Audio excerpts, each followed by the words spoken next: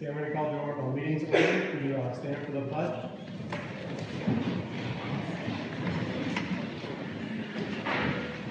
I pledge allegiance to the flag of the United States of America and to the republic for which it stands, one nation, under God, indivisible, with liberty and justice for all.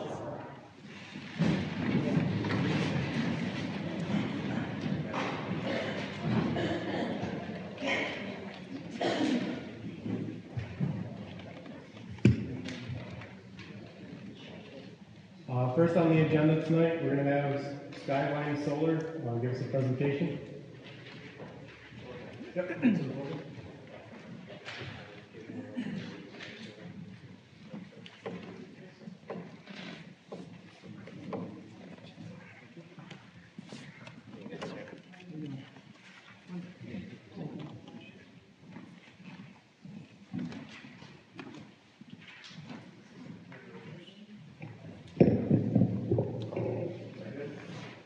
We'd like to propose a system for the town for their solar electric system, and it would cover all of your needs for your town.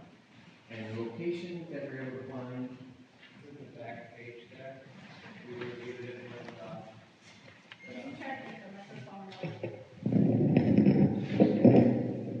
what we did was we selected all the electric bills with 12 of them. We tabulated out the kilowatt hour usage, took into account demand considerations, and that gave us an idea of the size we needed. We looked at a couple different parcels of land. Ideally, you want to have open space, so we found that on the Park Street, out past the ball fields. In the very last page, you can see a couple different tax maps that actually shows the unused land. And then we actually used one of our design tools to show you how many panels would actually fit in that field. We really maximized the space with the solar panels. They need to face due south, so they're kind of in that checkered format there, because the land is not rectangular. That being said, that space and then the kilowatt hours that we determined you folks would need for the installation, I believe on page, the third page. So we took all your bills and we added them up, comes up to 830,000 kilowatt hours a year. With multiple utility bills all over, we can install the solar in one location and remote that meter, that power amongst your bills. So you don't have to install it. Oh yes, yes, there you go. You don't have to install a location on each and every building. You can put it in one. You can put it in one location and then send that power to those bills. And right now, what National Grid or the PSC is doing with remote net metering, we can create it in kilowatt hours. National Grid will turn that into a cash value and send that to your bills in a cash value. So the cash value is more beneficial to the end users that have demand meters, because we can't wipe away kilowatt hours, or we can't wipe away demand charges with kilowatt per kilowatt. So a standard residential house or commercial house, if you put solar on it, you're making a kilowatt. National Grid is giving you a kilowatt and credits. But with right now until May 1st, the PSC is letting you turn that kilowatt into cash.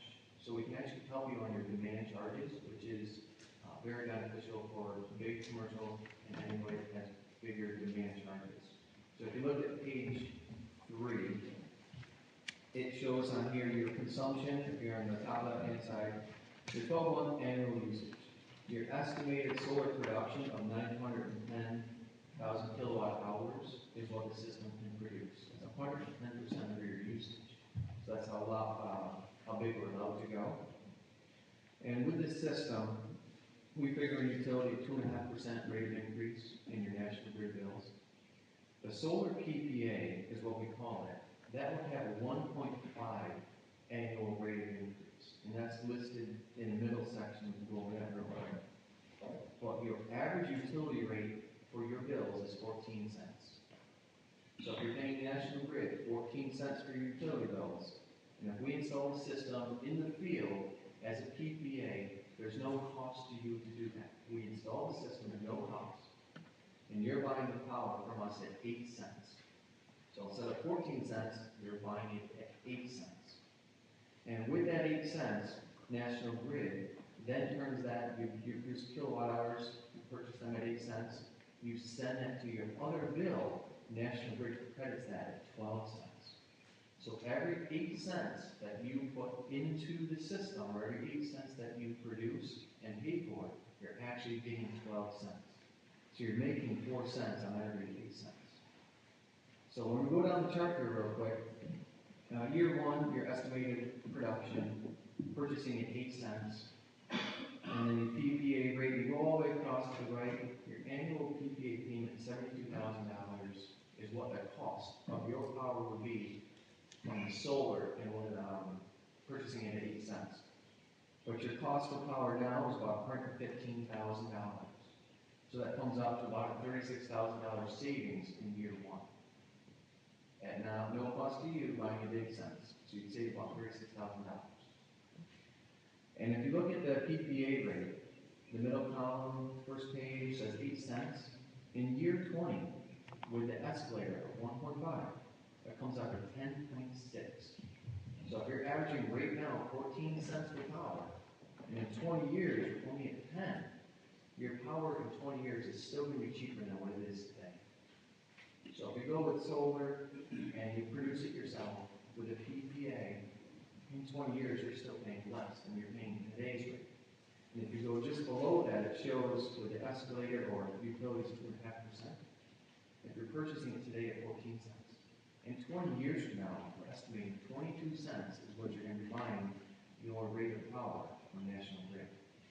So you can stay in the current path, paying National Grid 14 cents and possibly 22 20 years from now, or you can go with 8 cents PPA, and in 20 years from now, it's only 10 cents. So it's one way, that's how most other towns are doing it, is with PPA. All schools, municipals, 2 megawatts, just one in Rome. They're putting 2 megawatts in Oneida. They're putting 10 megawatts in Madison County for their municipals. So all municipals in the area are doing this and going with this model. Any questions so far? A PPA is a power purchase agreement, and what it is a third-party investor who's interested in putting their money someplace where it's a good return on investment. So they're looking at solar as being a way where everybody buys electricity, and with the way solar is structured nowadays, you can buy your electricity from anywhere. You don't have to buy it from National Grid. So with the municipalities, we found that they have vacant land, they have a large appetite for the kilowatt hours, and these investors are looking for tax credits, and they want to put their money where it can be a good investment in the long term. And electricity and solar panels is probably one of the best places for saving money and really putting your money as an investment. So the power purchase agreement is something where instead of buying from your current provider, then you're going to be buying from this solar array, which will be providing 110% of your energy needs. The reason we go with 110% is the solar panels actually lose a little bit of power every year because of the UV rays of the sun. So after a certain amount of time, you will see probably around year 19 or so, that's where your current usage is. So we want to make sure that over the long term, you're going to be buying it from here and not having to buy from that other provider at whatever their current rate is. So the general idea here to kind of turn the, well, in this case, the village of Phoenix into a minor, tiny electric company that would provide our own. Is that kind of the general idea? Well, somewhat. What the trickiest part, I worked with Jim and Roxanne to find a piece of land, not only that was a good fit to install the solar panels, but you also have to be able to put that power back on the grid. Because with the remote net metering that Justin's talking about, when this power is created in this solar array, it's actually gonna go out and feed the high school. But as soon as that power goes through the meter that would be installed with that, it's gonna generate the credits. That power is used by other customers. You're just owed that power back to you. So the big thing that I had to look for was a good place that's gonna absorb that energy. And the school never shuts off. Whether it's nighttime with the lights or daytime with the air conditioning and all the kids in there and everything happening. It's critical how we design this infrastructure. So you would become somewhat your own power plant, yes. I guess the question, I'm not playing, I guess I'm playing devil's advocate, but because I love that idea. But the question I have is, how does the credit come back?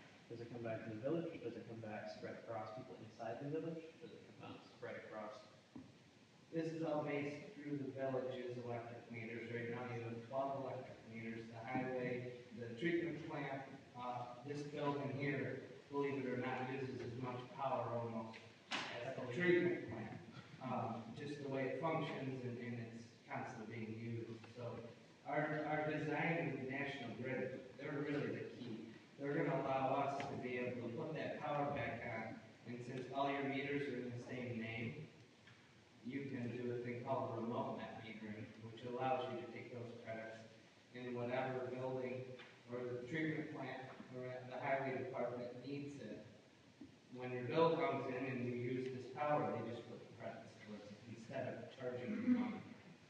So if you ever look at electric bill, everything's based on your kilowatt hour usage, your taxes, the delivery charge, everything's based on what you use. If you never use anything because you're owed that credit through National Grid, your costs are driven down significantly. What are the maintenance requirements on the solar panels? Do you handle all servicing, all maintenance, replacement once they stop being as effective, stuff like that? Yeah, this is a 20-year, this is a 20-year PPA. So for 20 years, we maintain it, we insure it, we monitor it, we take care of it, so you don't have to do anything to the system, because you don't own it, so we take care of it.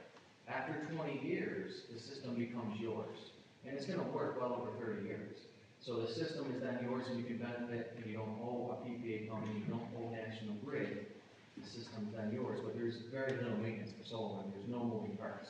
It's not like a windmill constantly moving. There's nothing that moves in solar.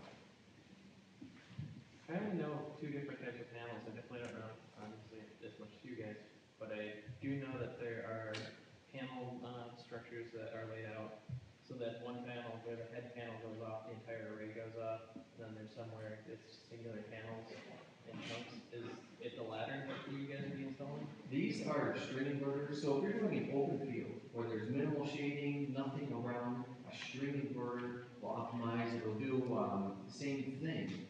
The mini panels where there's something underneath them and they're running one by one, that's if you're pointing in different directions. And you have shading, you have a constant street that's always going across your house, so there's reasons why we use one versus the other. But if you're in an open field and you're doing a system like this, you're using bigger size inverters or 1,000-volt systems, and those are string inverters because there's no shading in the fields. I think my question was coming back down to, Andrew's, which is, in their 21 years, we own it. Because we do this, we'll keep using it. So 1 years, we own it. One panel dies in the middle of the field. Is it just the one panel that died that we have to replace? Or did that one panel that died, or that one panel died, we can kind of ignore it? Or that one panel dies, it takes out the whole? If one panel dies, it just stops itself, and there's bypass diodes in the panel. So it just goes past that panel onto the net. So just one is affected, that panel dies. So it won't burn out the whole row. It's just a section off. It wouldn't burn out a whole row. No, it would not, because there's bypass diodes in the panels. And the thing is, you know, similar to your outlets or anything electrically, once you install it and you test the system, there's no failure within that because the panels are a solid state unit. It's just sun hits it, current flows, there's no moving parts. So if anything, your concern would be more towards the inverter side of things. And that's something that over the first 20 years is the responsibility of the PPA company. And kind of getting back to your concern with the string inverters, touch on what he said. If the system only makes a certain amount of power, that's what you pay for. So it's not some upfront cost like a residential installation where you have to pay for it ahead and see the production as it goes through. This is a purchase model where there'll be revenue grade meters in there, and you'll have a billing cycle just like National Grid, which will help you understand exactly what it's making. All these designs are conservative figures, just from off the brief looking of the electric bills that Roxanne and Jim provided to me. And if we're going forward with this, we would have a lot of communication with National Grid, and there would be a lot of paperwork involved that would really help you guys understand in a lot more detail how exactly the billing would work and so forth. Did you say this has to be decided before May 1st? The PSC just came out with, because they see that there's a huge benefit when you turn a kilowatt into cash, because then you can offset the demand charge. But when you do a kilowatt to a kilowatt, we can't help demand, because a kilowatt is based on either peak performance or peak usage. But the May 1st deadline is the utility now catching up with people paying for their demand charges with solar. So they're changing that back to kilowatt per kilowatt.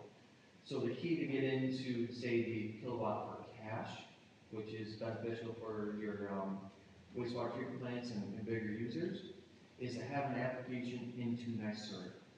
So by sending a complete application into NYSERDA that shows that there's a project and now you're grandfathered into the kilowatt for cash. It doesn't have to be installed. We don't do anything really with the utility company just yet. We just have to send it into NYSERDA, which then can get you into that kilowatt per cash scenario. The PSC is changing on May 1st to kilowatt. So your savings would go down because we can't help you on the demand side for your utilities that have demand. Is the next area application a binding commitment for work going forward? No. It takes us a little bit of time to do the design site plan on our side, so it's a few hours to put the package together. But once we send it to NYSERDA, we have canceled projects if they're going to get funding, if there's a purchase deal. So NYSERDA does not hold us to it. It just gets it going through the system to get the design looked at and to get their incentive locked aside. But we can cancel projects. NYSERDA doesn't hold us to that. Safety in the area where you've located so far, the site plan. It's obviously a school area. What kind of barriers would be around? I'm thinking ISO. What are we going to look at? Look on page 1, 2, 3, 4, down at the bottom. That's a solar farm, so it's a low profile.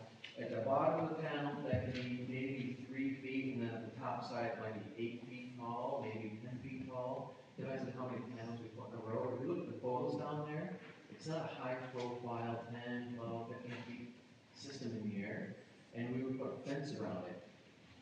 Like a regular chain link fence, so people can't just go into it. So we would fence around the system, but that gives you an idea of what it would look like. Then estimated time of install? We would like to have it installed by September 15th, or have it commissioned by September 15th. And that's more from the PPA company. They put different dates on us for their benefit, because they're the off-taker of the federal tax credits. So they get to recoup that. So they would like to see it installed by September 15th. But if utility takes a little bit longer, then it can go past that. But we'd like to get it installed while the sun's still shining for you. So in the How summer, long would the project be? how long would it take? For you to install a month? It would probably take a month. Because you have to do a lot of wiring and a lot of panels to set the groundwork. We would have one of our teams come in and put all the pedestals in the ground and put all the racking up, and then we just put all the panels up and then do all the wiring and trenching through. So there's no building or any housing that runs all your electrical or anything like that that has to be built, it's just the panels? We usually put the inverters on the back side of the racking, so you don't have to build a big shed or a big barn On the back side of the racking, underneath it, protected from the sun and the weather, is where we put the inverters and the equipment. Any other questions? Bill, is it? Yes, sir. Bill, are you the company that's been going back and forth for, it seems like almost a year with, town, Lake George around there? No. I see you get Queensberry, it looks like the same. Queensbury is the location of the PPA company that we work with. Okay. There are a lot of solar companies that have similar names.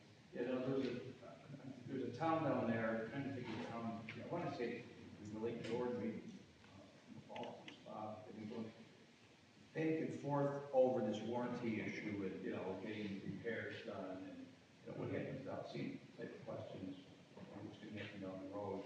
And I know that overseas, Lisa was the financing company there, and a lot of questions about them also, which, to me seems sort of irrelevant, but. To be honest with you, I'm from this village. I went to school here. My business is based in town, so I've had over a dozen of these PPA companies address me, and Justin, who I started with, has also sifted through dozens of financiers, and this is the first one that I felt like I could stand here and present to you, for multiple reasons. But I wouldn't be here presenting this if I didn't wholeheartedly believe that it's something that would benefit the village, because I plan on residing here for as long as possible. Do you have a form of power purchase agreement, Bill, you can give us to start looking at? It might not be readily available, but if we can get your email. Just a specimen, I have one. What municipalities have you done business with recently? The board on the speech there. We did, I just did, Town of Floyd, Highway Department and Town Hall. They didn't need as big of a system because they're a little bit smaller. Yeah. But we just did, that system year and a half ago was, say, the most recent. So, I said Town of Floyd. From the private side, I installed a 50K on Clerk over something with you could call Chris and talk to him if you wanted. From the municipal end or the public sector, it's quite a bit more daunting to take that step and really obviously get in front of the board and present these sort of projects. So from a comfort standpoint, myself, I wanted to make sure that everything that we had was something that will work and benefit the village. So does Skyline Solar, who's the manufacturer of the equipment? The manufacturer of the panels and the racking. I'm just trying to figure out, you've got Active Solar LLC, Skyline Solar. Yeah, so those, the Active Solar and the Solar Production, they're the financiers, they're the PPA company. Okay. And then Skyline is your local installer, the maintainer of the system.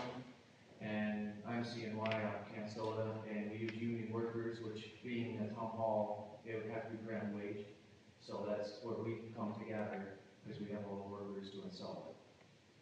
And the manufacturer of the panels, there's many to choose from, but we try to choose the best company that's still going to be here in 20, 30 years. Because if you have a warranty issue, you want to make sure that panel manufacturer is still there. So we like to use, Trustee is a good manufacturer. They have good practices, environmental standards. It's one of the top 5. And for the inverter, it's more likely an SMA. Inverter, that's really the only components, is the panels and the inverter. Yeah, I'd be interested in just knowing how and maybe the town of Floyd isn't a place to look, but just technically how the deal was done, because the owner, operator of the facility, sort of like a build to suit, and you're going to lease industrial. Yeah, it's a PPA, definitely not a lease. And the town, they purchased their system, so they were totally, they purchased versus financed. Right. But the PCA, yeah, it's different than leasing, because you're not gonna have 2 payments, you never have two payments, it's either National Grid or PPA. I'm just looking at it from the standpoint, what's the village's legal requirements as far as under the general municipal law? You know, you just mentioned, union prevailing wage. Yes. I don't know how much it applies to a deal like this when, when we're not it's not our project really. It's not, it's not your project, it was the Department of Labor, just a rule that anything municipal installed under PPA is prevailing wage now. Which is, that's the kind of help we need, then I guess. Yeah, so it's more recent that just came out, because, it's been back and forth, is it prevailing wage, is it not, you're not really purchasing anything, and then the Department of Labor stepped in, they did their research and determined that it is. Yeah. But we have all that information. Yeah, I mean, the board's gonna go ahead, and then it sounds like you're offering to get the application in so we can say that the first date, assume some risk, because obviously the board can still walk away after that. Yeah, because it's just gonna save you so much more than a kilowatt per kilowatt. It's still beneficial kilowatt per kilowatt, but kilowatt per cash. That's why National Grid and the utilities fight that, because they see that is so much more beneficial. They're fighting to get rid of the kilowatt per cash. And they did, May 1st. But if somebody gets in before May 1st, you're grandfathered for 20 years. So the PSC came out and said, if you're in by then, you get the kilowatt per cash for 20 years. Would we be opposed to the board approving going ahead with an application of your assistance without prejudice, so the board would have the ability to back out, because it's not enough time for this to be studied properly by the board, but I think, on the other hand, I think you folks probably appreciate them going ahead with this, to beat that big first date, right? If you say no cost. There's no cost to you, yes. Yeah, there's no cost to us. So there's no risk. An application fee with the state, or consider anything? No, there is none. No, there's no cost to send projects. So we're not opposed to sending the project while you still come to a final ruling on the system, because we'd like to answer more questions, because after we leave here, you're going to come up with more questions. And there are going to be questions that you wish to ask, but we'd like to be able to answer those, so you get the correct answer and get you the information, like the contract and the other stuff that you're looking for.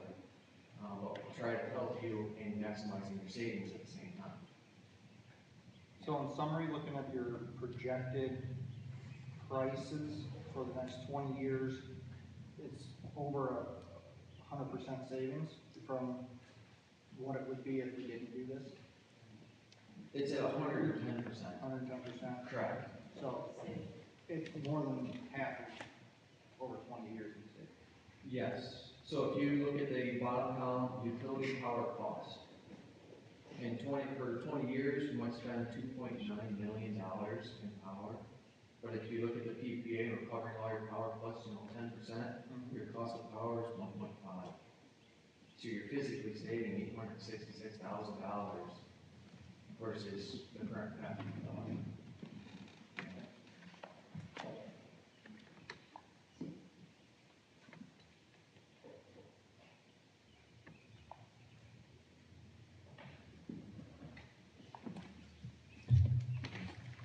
Just one quick question that came up on winter maintenance.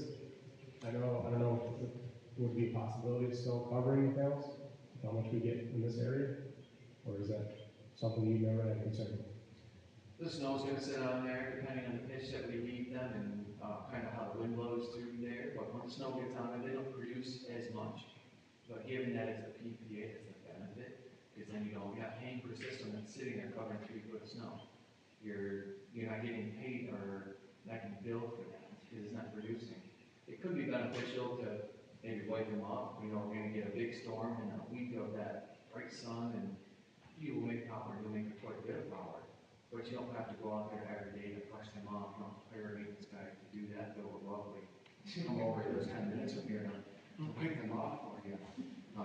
Now, if we see a decline in the power they're producing because of snow, are you guys willing to come out and brush them off? And worst case scenario. The way the system's designed, because we have the 4 seasons here, most of our power is produced between March 1st and the end of October. So you're going to have a surplus of those kilowatt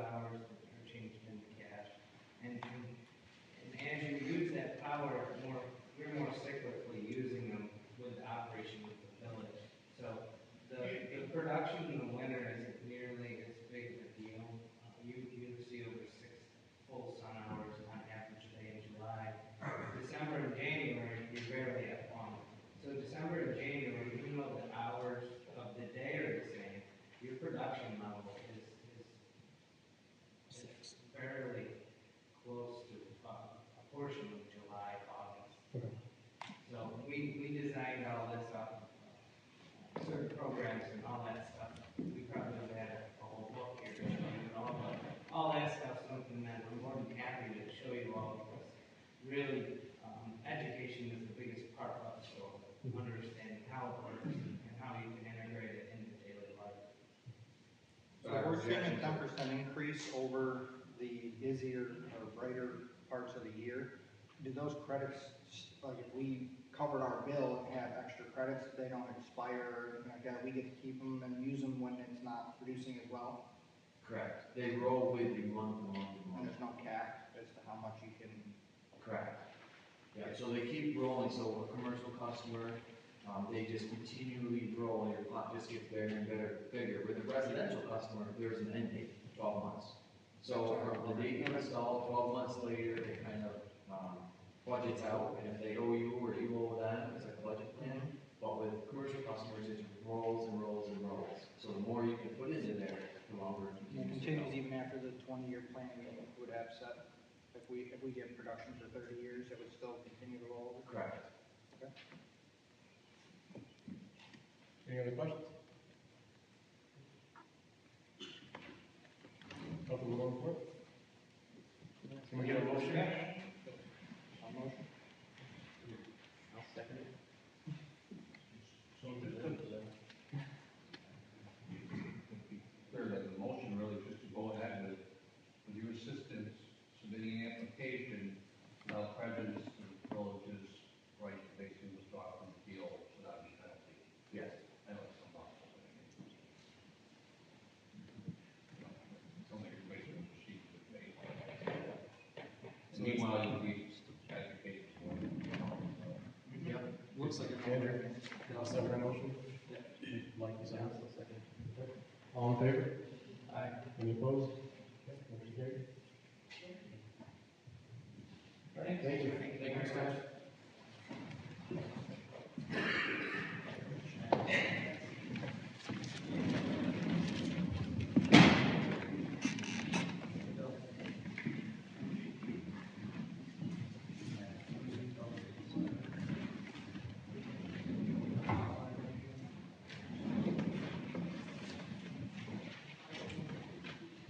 We're going to move into the mayor and trustee comments. I know I attended 2 weeks ago the Oswego County Conference of Mayors meeting. I thought it was a fairly productive meeting. Jim accompanied me with it. We met with Rural Development, which is, we've used them before to get grants from Christie. It's the USDA. I know we have a meeting here soon with them, a couple weeks. May 16th, I believe. So they're going to come down. They like the ideas that we've been doing in the projects. They want to see us even keep going with projects. So they're going to come down and see what's available. We're going to tell them what we're looking for, and they're going to try to make it fit into their funding source. So hopefully something does come out of that. Another project that we talked about was looking at speed limit signs and doing this county-wide with all the villages and cities. Just buying a couple, making sure people are aware of it, putting it in front of the schools, more of a safety issue and concern. But looking at everybody in Oswego County, all the mayors, going forth on the project. It was just a consideration. We still haven't gotten any numbers back from that, but that's what we're looking at. So, that's all I have for right now. Andrew? Nothing at this time. Nope. I have a couple things that folks have brought to me and I just want to mention and see if they're feasible. One's mine. Jim will probably know exactly what I'm talking about in a second, because I was taking a walk through town and I walked by the bathhouse open pit that we're going to start working on. And the question I have is, when we start working on that, is there going to be a little bit better barriers around it? Coverage in some way? Yeah, you'll have a typical construction site barrier. Just the unfortunate thing is we got hit with all the snow at the same time we were putting the barricades up. So they need a little bit of cleaning and a better snow fence. But once the contractor comes in, it'll be a whole different clean environment. What's the timeline on that? Do we have one yet? I know that was weird last meeting. Timeline on completion or what? Getting the barriers up in a good way. Just, it's, when I walked by, 2 of the barriers were down, and it was very easy just to walk into it. Yeah. Well, this week we'll start putting together everything for the Henley Park. you know, everything that goes on down there. We'll take a real hard look at the barricades. You have to police them every day because you'll soon find out that a lot of, not vandalism, but a lot of things go on at that park on a nightly basis. So once the barricades go up, there's going to be times where they get knocked down into the hole. But for the, you know, in the grand scheme of the project, once the building gets started, it'll go up pretty quick. But in the meantime, we have to police it every morning. DPW guys take a look at it. It's just the amount of snow and the ice that we've been dealing with is a little tough. Question, please. Hi, I'm Julie Rosa from the village. Who obligated for this bathhouse? The primary, I assume. It was a project that came through 2 years ago. The funding came through, it was a match grant, and that was the project that the village board decided to do. So you're obligated to follow through with this? Because I feel it's unnecessary. Voters that come here usually live here. They park their boats and they come down here and they live here, a lot of them. And the ones that come, come through, passing through, they have other facilities. I don't know, it's just my personal observation. But I think it's a waste of time and space, and I don't think that the porta potties would be taken well care of down there. So how you gonna, who's gonna do the maintenance on this facility? Who's gonna, it's another, what is it, Well, that discussion was already brought up before, and I would ask you to hold your comments until public comment, if you would. If you could hold your comments until public comment part of it. There's a part at the end for folks. Thank you. But please, jump up when we get down there. I also have more of a informational question about the corner of State and Church. I'm not sure if this has ever been explored, but it's right at that little hump as they're coming over State going down to downtown. There is a big blind spot, and if people park on the corner there, you can't actually see it until you're up over the hill. I'm actually very surprised no one's gotten hit or there's been a massive car accident there yet. There's one stop sign coming down Church to State, and I'm curious what the possibility would be to figure out a way to either slow people down on the area to indicate that there could be parked cars, or put stop signs there or something like that. It's kind of an R&D project, I guess. See what you think. Chief, if you want to look into that, the police department, see what your opinion is. Yeah, we'll look at it. Thank you. That's all. Actually, I have one thing. I was brought to my attention that there was some tree work done on the property next to the old cemetery on Chestnut Street by National Grid. They trimmed some trees by the wires, but there's a tree that's basically a deadhead that will maybe fall toward the road. That maybe could be looked at, either pushed over, cut down, something, so it doesn't fall in the street. We have an ongoing list with trees. Our tree service comes in and evaluates the system for us. We'll definitely put on the list. We'll have our guys go out and make sure it's not a safety issue right now. That cemetery, is it an abandoned cemetery? No. I don't know if I'd call it abandoned, so There's no people going in, as far as I've seen. No, I just, they're not abandoned. if it's located, sometimes you have to look those real carefully, because it's actually located if it's located on cemetery property, it's actually a town obligation, not the village's, so it's something to look at before we go in and do something. Yeah. So it's in the gray area. Anything else from the board? Okay, we'll go to the department reports. Chief, you want to start us off?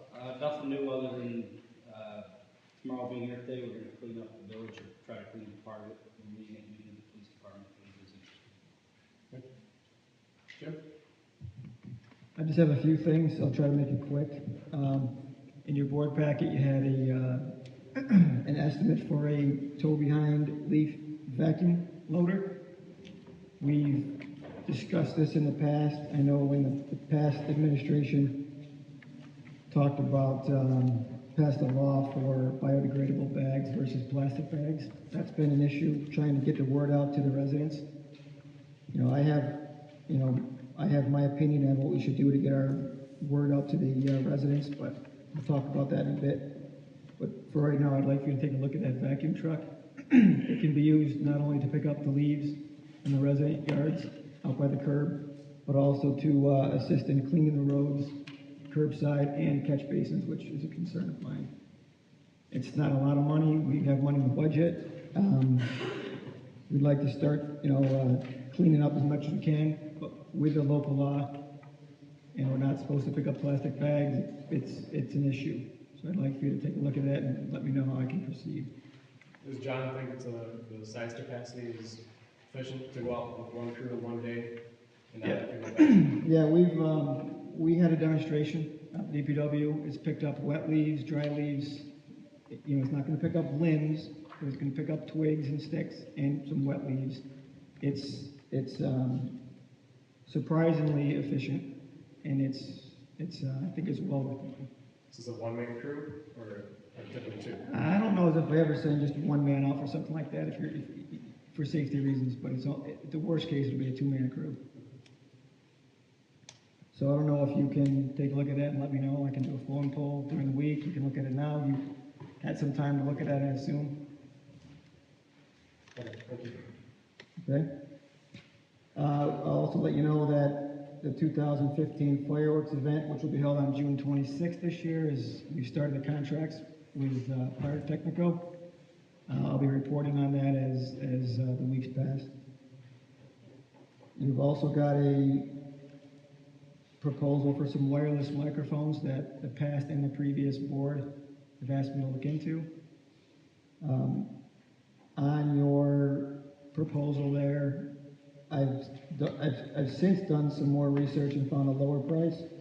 So what you have is for 8 wireless lapel microphones at a total price of $2,399 is now $2,232. And I highly recommend before you do anything, we can rent this set of microphones for one night at a nominal fee to try it. Because I know the board a couple of years ago, Ryan, correct me if I'm wrong, tried a different type of a microphone system and it was inadequate. It was before me. Oh. So if we didn't do it, I didn't do it, nobody did. Yeah, Roxanne wasn't there? It was, nonetheless, there was something purchased and it was inadequate. So in this situation, before you spend that kind of money, we'll rent it for one day. If you like it, that rental fee gets applied to the purchase price. If not, you're not out that much money. So if you want me to proceed, I can get some microphones, or at least one. I don't know if it'll be a whole set, but at least one for the next meeting. Is it to replace these? What? Yes, it'll be 8 microphones is what I was asked for each of the trustees, the mayor, attorney, 1 or 2 one for this table, 8 of them. Use the current PA speakers. Use the current PA system. Yeah. You guys feel comfortable going forward? Yes, I don't understand why we need them.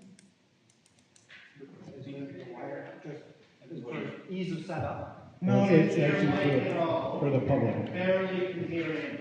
Yeah, you got issues, I believe, on this side of the table. Roxanne can tell by the minutes, there are some issues on these microphones. One is you need to speak into them. 2 is the microphones are inadequate. So we're trying to get you something that's a little bit easier for the public to hear and for minute meetings as well. Yeah, these microphones require you to speak directly into them, not this side at all. And on that note, I'd like to make a motion to approve the borrowing of a set of microphones for us to test them out. Can you a second? Yep. All in favor? Aye. Any opposed? All right, two quick items. One is I've been approached by several people I know. Previously, you've put a halt on the sidewalk program. I'm not sure how we're going to address that this year, if you're going to relook at that, or you want me to do some research on using an outside vendor for the sidewalk program. I'd like to get a price on the outside user, or outside Vendor. vendor, just to see if it would be comparable or cheaper, so we can get more done, Okay, with the same amount of budget. I'll do that. And the last, in your packet, you have, a quick letter format and some photographs of a property at 511 Main Street. 511 Main Street is a residence in the village, but lives but located on a county road. There has been reoccurring issues for quite some time with the water and runoff on that property. I've seen it myself as a trustee as well as my current role as administrator. It is an issue. So I looked into it further with Dick Klein from Oswego County. Him and I walked down there, walked the property. You know, I'm not going to lay out the whole history right now because quite honestly I can't, but Dick Klein is going to come to the next board meeting after he does his fact finding with the county to see if the county feels that they're responsible for repairing or replacing the catch basin, repairing the damaged driveway, sidewalk area. There's some issues there you can see by the photographs. But I'd rather have a representative from the county talk about this at the next meeting. Just wanted you to look at it. You feel free to drive by and take a peek. Steve, you remember this has been going on for quite some time from some work that the county did. Mr. Pendergast knows all about it. We talked about it as well. Nobody is assuming any responsibility from either the village level or the county level because of the situation of it's a county road. But Talking about Hauser Gamey and, yeah, The French drain? yeah, between David Pendergast and Danny Dunn's house, it's been an issue for a long time. When we do our hydrant flushing, you know, we learned something this year. We're going to do it differently, you know, the next time we flush. But you know, water does what it does. It takes its path of least resistance, and it goes right into this resident's driveway. And again, from what I saw, it goes right into her home and buckling her foundation. It's tough for me to say I wouldn't want to be in her situation, but from my position, I think something needs to be done. And Dick Klein feels that he can get some answers, but he'll address it at the next meeting. And I think, unless you want me to report on engineering, that's all the same stuff we talked about, just up-to-date information. Other than that, I'm good.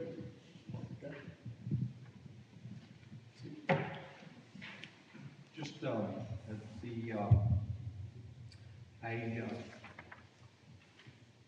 Roxanne, did the board members all get a copy of the memo, just my comments from our meeting with the town? On the water?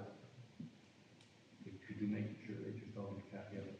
It's the one that you got, probably the first thing this morning. Then my agenda is, and then item one, it's not a discussion item, it's just the distribution. Burn Dairy, outside water user update. There is no update since our last discussions. To my understanding, that they still have not reached a deal yet with the owner of the plaza. I do understand that I think the last time this was discussed, the one potential participant was out of the deal, and that's the dentist, and Fox Chevrolet is now also out of the deal. So we've got two participants who have not reached an agreement yet on how they're going to split the cost of the outside water line. The third item on my agenda was just sort of a cleanup item. The workers' comp alliance resolution, I mentioned to the board members briefly at the last meeting, and you're going to get an opportunity to get some sort of explanation from Roxanne and or Jim, which I understand you did. And I think the explanation basically was a few years back we were in a self-insured plan with the county. We had a bad experience. We subsequently switched. Our rates started going up. We now switched again, but throughout we've been in a self-insured plan. So one of the resolutions, which is the one that the board was asked to look at the last time around, the sense was redundant because it was just to elect to be a self-insured plan, which we already are. But just since they've asked for it, I don't see any harm in the board having approved that. Looking back at the minutes, it appears was in effect approved, so I don't think anything more has to be done on that.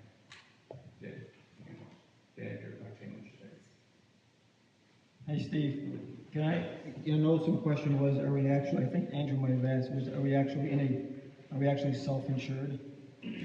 We're in a self-insured plan. We're currently in a self-insured plan, and we're switching to a cheaper self-insured plan. Well, just so you know, Village is not self-insured. We're in a self-insured group. So, to answer some of your questions, we're not self-insured. Yeah. We're in a self-insured group. Yeah. Kind of like Primo. You weren't in the executive session, but I explained to the board at one time we were in a self-insured group. So we thought, until we started looking at it, and the self-insured group was really a group of self-insured entities. So it was amazing that the village at the time was self-insuring, and the benefit of the group was just to keep the administrative costs down. I'm going back, this was probably 15 years ago. Oh. Yeah, this is a self-insured plan, so we're pooled together with other self-insured. I think that's what Andrew's question was. So Steve, do you need a motion on that? No, I don't believe so. No. You're all set? Yes. So you can, that second resolution, you can date the same as the first one. Mary, do you want me to talk about the Main Street grant with the environmental issues? I don't know if you probably get a chance to see the emails today. The Main Street grant, we're trying to work our way through. Two properties came up with environmental issues, and purely by the history of their use. There's a question. Main Street grant, just so you guys know, is down on State Street. It's for the business owners. It's a grant that the village has to apply for. Jim, correct me if I'm wrong, if you know more about it. But the village applies for it on behalf of the businesses, but the businesses are fully funding everything. So it all comes out of there. We're organizing it ourselves. And we act as administrator, we're sort of the trustee of the funds, basically, on behalf of the state. There are some issues came up with two properties, and so the question was, what can we do to get those two properties eligible? And I expressed what I thought we should do today in a memo. Christy left me a message, and I called her back, left her a message. So I don't know. I think she's proceeding. That was a gist I got from her memo, that she's going to proceed with pricing the. I forgot what the study's called. Basically, Phase one? is it study? No, it's the study as to whether or not there's any the vapor study. She's going to get a price on that. She's got to get two competing prices, and based on that, the owners will indicate whether they're willing to pay for it. And if they are, it's got to be done. Then it's got to be clean indication from those, and I think we can proceed that. That shouldn't do anything as far as the other. Is it two applicants we have left besides those two? Yeah. So, except it'll increase their administrative costs, unfortunately, a little bit. So that's where that's at. I had another thing on my agenda just to ask the board to ratify the consulting contract with KL Consulting, which is Christy LaMancha's group, for the Main Street grant. It actually was approved quite a while ago, but it wasn't executed. And last week, there were some references in there to the former engineer, so they got sort of cleaned up. So if the board could just formally make a motion to ratify and confirm the execution of that consulting contract, get that out of the way. I guess if you can do that now before we proceed, so I'll forget about it. I get a motion? Second. Second it. All in favor? Aye. Any opposed? Okay, did the board members have an opportunity to review the revised organizational meeting resolutions? You should have gotten a clean and a red line copy. You can see from the red line there weren't a whole, there's not a whole lot of changes. If you want to look at it quickly, the names were inserted based on the mayor's approval. And the only thing of substance in there was some language I put in with respect to what's known as your undertaking. That is the bond that the certain village officials are required to post. And Roxanne, I'll discuss this further with you afterwards, but if the board approves the organizational minutes, it's now finalized, I would like to get a copy of these off to Paul and ask him to take a look at our bond, make sure everybody is covered under it. It's supposed to be covered because we have all these grant monies coming in and out of here at times. We do approve large balances in our account. I want to make sure that we have enough, or that our bond covers those balances if they're getting something wrong. What section is that under? It would be under, it's called the undertaking. It's under resolution, page 2, paragraph 4 at the very bottom.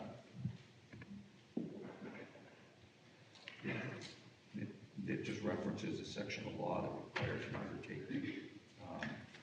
The law basically says the board approves who posts an undertaking, a bond, and how much it should be. By law, certain designated officials are required to, others are optional. So I've listed those in there and then just put a directive in there for our insurance carrier to tell us it's adequate. And I think, I can't remember if I explained why I ran into an issue with this in another municipality.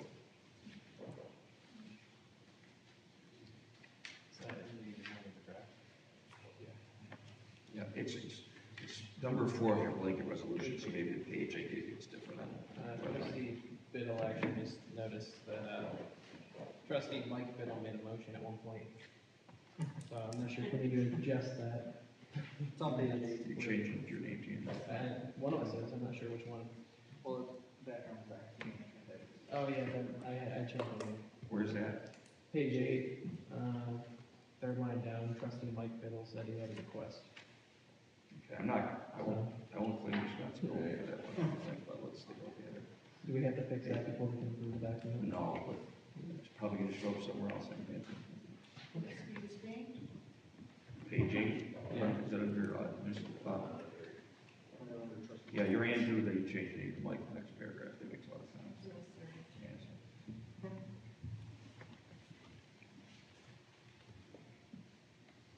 So are we able to? Yes, you are. Approve it without, Yes. with that being fixed? I'll make that motion to approve it. Second. All in favor? Aye. Any opposed? Motion carried. Okay. Number 7 is just, there's some materials that I ask the board members to look at. It's not necessarily a next meeting thing, but there's 2 purchasing concepts that were approved by the state legislature really over the last 2 years, and the board, I would suggest might want to consider acting on both of them. They're known as the best value standard, which is probably the most important of the 2. The other one is referred to as a piggybacking option. And all they are, and they're explained very well in those pages, are options to add to our procurement policies to make purchasing under certain circumstances a lot more effective and easier, as opposed to just the way you've been required by law for years, which is lowest responsible bidder. So if you you could take a look at those, and we can talk about, they said the next or following meeting, but I would suggest it's something you might want to act on. My last item is we can defer. I have a proposed letter that I'd like the board to approve of before I send it out. It'll be done. It should be discussed in executive session because it's a personnel matter as well as a potential litigation matter, but the letter's not ready yet, so sort of scratch it and might part of the agenda.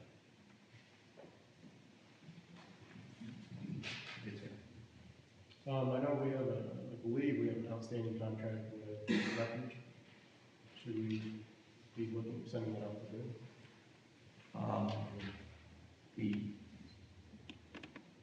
With Baller. Yeah, Roxanne, what do we extend Butler, or would we do 3 or 4 months at the end of the year? Yeah. Yeah, but the board can authorize that to go out to bid. We can put together a bid package for our refuse. Historically, Butler's always been the prevailing bidder. I think at times have been the only bidder. But it's got to go out again. We've put it out to bid for a period of years with options, and we always have gone, really, we stretched as far as we can. This year, there's a question as to whether it had actually expired, and so at the end of the year, what we did was just put them on sort of a 3 or 4 month temporary deal to put together a bid package. I think that was around Christmas, so sort of lost track of it. So, if the board could authorize that, we can go ahead. I'll make a motion to that. We have a motion and a second. All in favor? Aye. Any opposed? Motion carries.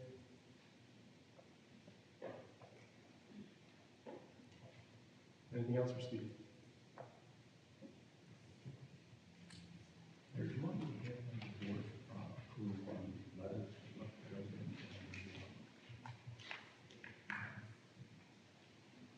Property inspections. It's just that.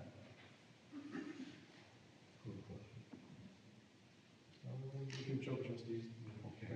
Yeah, just, and I'll have Roxanne email. We've got a rental property inspection law on the books, and the board over the last 3-4 months has discussed starting to effectively use it, and so the first step would be, rather than just sort of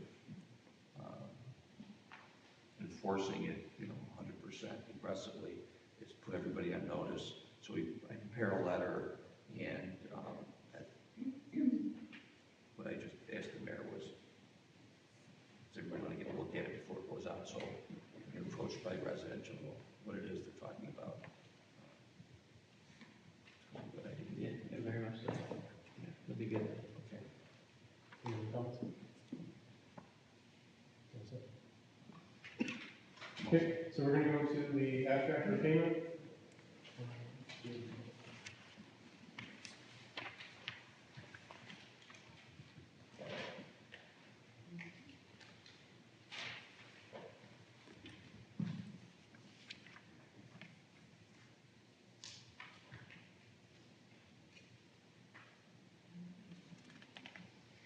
Mike, you have your abstract for payment?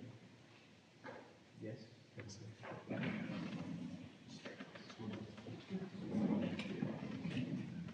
We have abstract number 4, dated April 21st, 2015, in the total amount of $37,268.77. If I can get a motion to pay them. Motion. I'll second it. All in favor? Aye. Any opposed? Motion carried. We don't have any old business. For new business, anything else from the trustees or any department? I had one other thing I forgot. I was asked to check to see if this still exists. Apparently there used to be a pamphlet that we gave to new residents when in the village that gave them general code enforcement, that sort of thing. And some new folks moved in, and then people started asking me about it. So I'm curious if that's still around, and if not, if we should make it again. I've never seen it. We're not aware of it, but it's a great idea.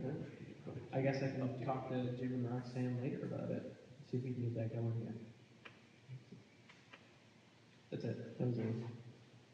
One new thing that I had was, I want to form a water committee, just looking into the projects that are coming up and looking at the current budget, going through and identifying if there's anything that we can work on, what are other villages, cities of the same size, what are they doing to help out? Just think about it, we'll bring it up in the next meeting and see if we can on the committee. Bring up an idea. Under new business, we don't have it on the agenda, but the Methodist Church did approach me. They have an idea for a farmer's market. We have a representative, Jill Wood. She wants to come up to the panel.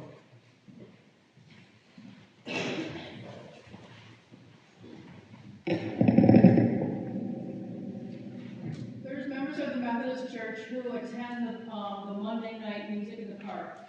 And they were also wondering if we could get a farmer's market incorporated in with it. I do know that in the past, there used to be, years and years ago, I'm not sure how many years, maybe somebody here does know, there used to be a farmer's market down at the Mid-State, and if I'm not mistaken, there's like one vendor who shows up there still now. I think in the past, there was like 3 or 4 vendors. But yet, the music's down here and the vendor's down there. So we were hoping to just see if we could bring the farmer's market down here to the village of Phoenix on State Street. I've been in contact with one of the guys who's in charge of the Baldwinsville Farmer's Market, and he has given me some good ideas. I also went online to see what Fulton does, and I've taken a little bit of both of theirs and have come up with an application and the rules and regulations. And I would really appreciate it if the trustees, and especially if Steve, you could look this over before we even do any advertising for this, because I would like to make sure that the village and the Methodist Church is, not legal for anything, for any damages and whatnot. We have asked that all the vendors bring in their own tables, obviously their own produce, and that they clean up after themselves. So in turn, I'm not sure if this is up to the village. Can they use, if there's any refuge afterwards, can they use the trash cans that are in the village parking lots or not? Or do they need to, carry in, carry out paper? We were looking to have it do for right now just the months of July and August, which is when there is music available here in the park. We would like to try to extend it, since we all know that the vegetables go through roughly, end of September-ish at least anyways. And maybe even do it free of charge during that month, but yet during September, but yet having a charge for a 10 by 10 space. We were thinking that it would be a good idea to have it in the parking lot so that they're not right on the street. But again, I think we need to work a little bit more with the village exactly where it would be held. I'd certainly love to see the document that you have. So. Yep. Oh, you haven't got it? Okay. So what the Methodist Church is proposing, they talked to me about it real quickly, but they're looking at being the administrator of it, and then the village benefiting from the hawker's permit on that side. So there's revenue on both ends, one for administration fees, one for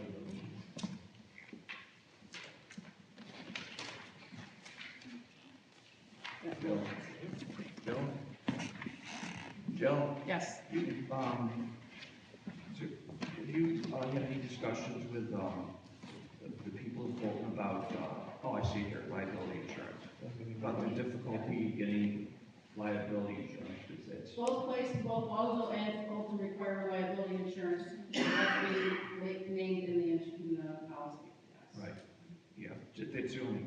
The other thing that is also we mentioned was the fact that at least 75% of the goods to be sold need to be grown or bagged by members of that organization, that they can't just purchase it elsewhere and bring it in here to sell. This is not a flea market. We're not looking for something like that. We're looking more for the farmers out there who are having produce. And again, because you have so many people here in the village that I can't imagine that not being successful. When I talked to the mayor about this, we attention next week. I guess what I'm looking for tonight is more or less approval to continue on, because we don't have the village is support behind this, then our efforts, might just will stop now. But if we have at least the support of the trustees and the mayor today, we can continue on, and, I mean, we don't need a final answer today, but, we can push on, is what we're going. So something like us saying, yes, we support it pending like a final document or something? Well, I was gonna ask, I think that's exactly what she's asking. The only thing I was gonna ask is this is my experience with this type of thing before in other municipalities has been very positive. The only thing I found, and usually you'll find the administration of the market and the village or town are together on this, is and I would suggest that the village's approval, you'd be able to retain control of the mix, so it doesn't turn into more of a flea market than a farmer's market. So it helps you folks out. Sometimes it's tough to say no, but if it's the village, it's making the rules, it's a little bit easier, I think, for you to apply them to also. Okay. So the village wouldn't be that heavy-handed on the one hand, but at the same time, people go out there from week to week, you get sort of a taste for what's going on, and say, don't really turn into the circus out there. Let's, cut down on this kind of vendor, or, and maybe get a few more farmers in, that type of thing. Right. So, if you're okay with it, your group's okay with it, we'll just want to, that with insurance and that, all I really care about, the documentation. We can help you with real quick, I think, keep you on track. Any other questions from the trustees? Any motion for preliminary? I will give a motion for preliminary. Waiting. We got a second from Andrew, all in favor? Aye. Any opposed? Thank you. Your target, the first day you're thinking to be July 6th? Yes. When would you have to get everything all lined up as far as your, when everybody signed up and all that? I would say by to the latest June 15th. Okay, We want to know so that we could have, we know how many people, how many vendors we have. Okay, Exactly what the people so the board has 2 meetings between, I think I can do everything I need to do by the next meeting, and then if you folks need time to look at it or something. Just depending on the size of the amount of interest you have to determine how much of a parking lot would be necessary to hold them, so that'd be something to think about that. Yeah, but do you have a floor, you got an idea of a map or something? What other places have done, they've done a 10 by 10 foot square, and they end up having everybody bring, like I said, their own tables and everything else, and we don't have to provide anything. Again, this is going by what, Fulton and Baldwin has done. And in turn, I would like to work with Jim and the trustees and Ryan, is the fact that exactly where to locate them. I mean, I guess my first impression would be in the municipal parking lot, but I also know that we have quite a few elderly people who attend the music, and I don't want them to have to walk from, the Nice and Easy down to the music either. Okay, so I think, and I once we find out how many vendors we have, I think, again, coordination between both groups here, we can do it. And as far as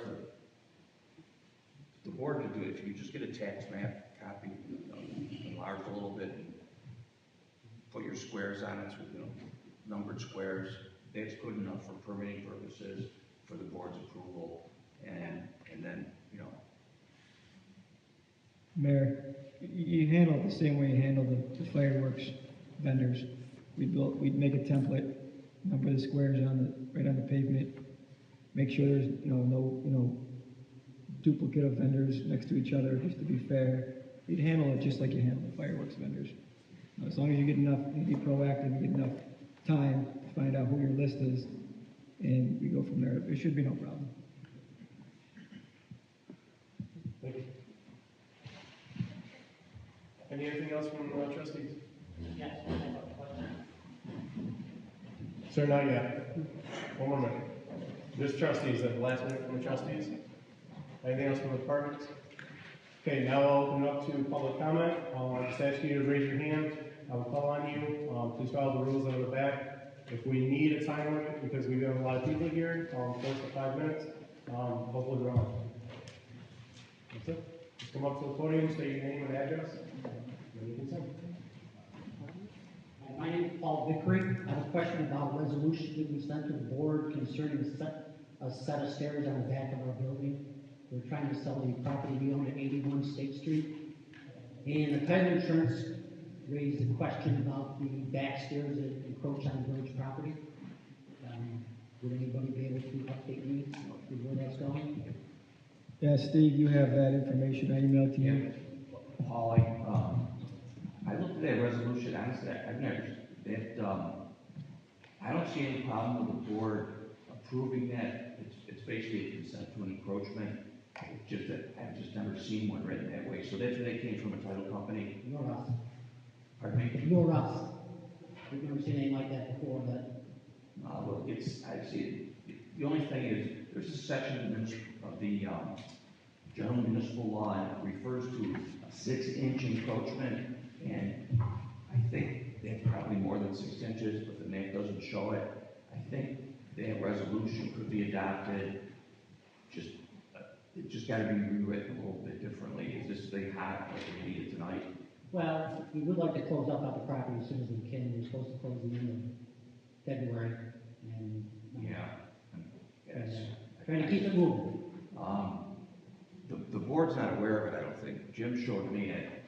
I commented on it. I said, you know, this is, in its form, I couldn't recommend the board approve it, but I know what it's supposed to do, and I think with just some language changes, I can get you what you need. Just not as I sit here, I don't know. Oh, I understand. Okay. We can wait If someone can get back, we appreciate it. Well, if we can wait 2 weeks for the board's approval, it's just you run into these all the time in the city environment. It's an affidavit basically that says an encroachment is allowed to remain there and won't be ordered demolished as long as it still exists. The way this was written, it just said it could stay there forever, ever and ever, and that's what is sort of unusual. But they'll satisfy the title company, what I'm talking about.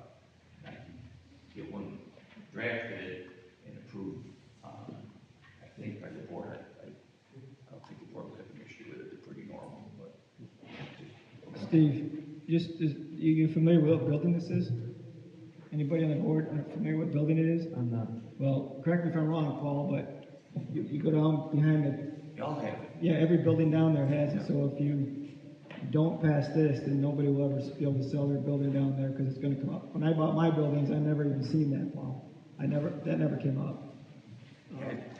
It's the business district right next to the lock. Oh. Or the backside is the Yeah. walkway. Yeah, The walkway is in discussion. we basically own a postage stamp that our buildings sit on, and there's stairs that sit on village property. Right, Paul? Basically is what it is. The building footprint is what we own, and then the stairs encroach on right away from the village.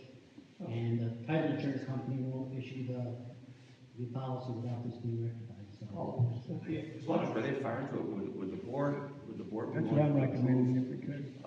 the board be willing to approve a resolution allowing the mayor to execute an affidavit indicating that the board's aware of the encroachment, it's shown on the survey map, so it's very minor, and that the encroachment would be allowed to exist and not directed to be destroyed as long as it remains there naturally.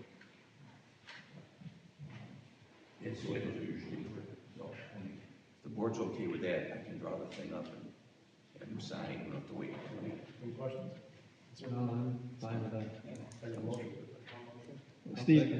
Steve, because the history of that was, right, Paul, when it was a grant through the village at the time. The village actually put the stairs in. Yeah, the village actually put the stairs in. They took out what we had and they put the stairs in, so that's why I wanted to bring it to your attention. Well, we do have a motion in a second. Yeah. All in favor? Aye. Any opposed? Okay, motion carried. Okay, thank you. Anybody else from the public? Okay, seeing nobody else, we don't have to do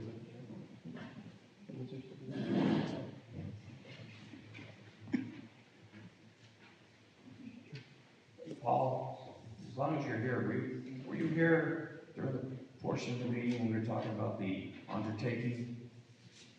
Probably, can you, take a look at the bond portion of our insurance and have a conversation with Roxanne about the kind of balances the kind of balances we've been holding for these grants, and just make sure we're adequately covered under the undertaking portion of our insurance. Only because this came up as an issue with Manlius. Yes, I do that for you. Oh, I thought you had the village's insurance. Well, it's hard, but I'll have that meeting for you. You're tired, oh, I'm sorry. Your brother? Okay. Any other comments? Okay, seeing none, can I get a motion to adjourn? Second? All in favor? Aye. Any opposed? Thank you.